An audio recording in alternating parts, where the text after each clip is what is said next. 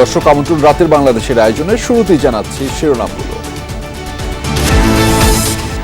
ঢাকা মেডিকেলের জরুরি বিভাগে সেনাবাহিনী ও বিজিবির নিরাপত্তায় চিকিৎসা সেবা শুরু। দিনভর চিকিৎসকদের কর্মবিরতিতে রোগী স্বজনদের ভোগান্তি।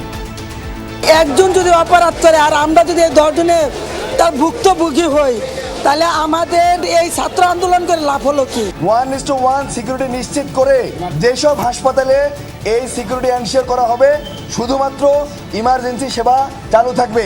সারা জাতি তাদের কাছে কৃতজ্ঞতা প্রকাশ করার কথা। সেই জায়গায় তাদের উপর যে কাজটা আমরা করলাম, যে ন্যাক্কারজনক কাজটা করলাম, সেটাকে আমি ধিক্কার জানাই। পাসপোর্ট বাতিলের পরও কিভাবে ভারতের শেখ হাসিনা জানা নেই পররাষ্ট্র উপদেষ্টার। ঢাকা দিল্লি সমঝোতা পুনর্বিবেচনা করবে সরকার।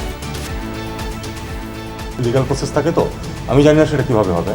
স্পেকুলেট না করাই ভালো। তবে যদি আমাদের লিগ্যাল সিস্টেম চায় যে তাকে ফেরত আনা হোক, আমরা অবশ্যই চেষ্টা করবো ফেরত আনতে। প্রতিষ্ঠা বার্ষিকীতে জিয়ার সমাধিতে বিএনপির শ্রদ্ধা, ইনসাফ ও উদারতা দিয়ে মানুষের ভালোবাসা জয় করার নির্দেশ তারেক রহমানের।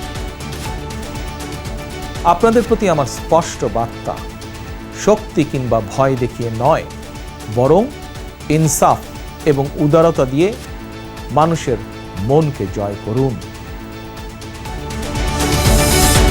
সরকারি কর্মকর্তা কর্মচারীদের সম্পদের হিসাব দেওয়ার নির্দেশ।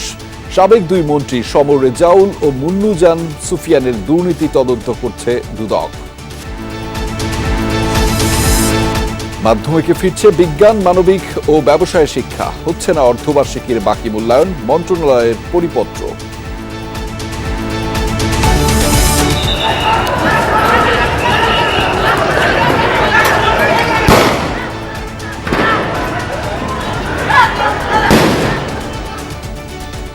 চারটি গুলি খেয়েও অলৌকিকভাবে বেঁচে গেছেন বগুড়ার শিক্ষার্থী জেরিন।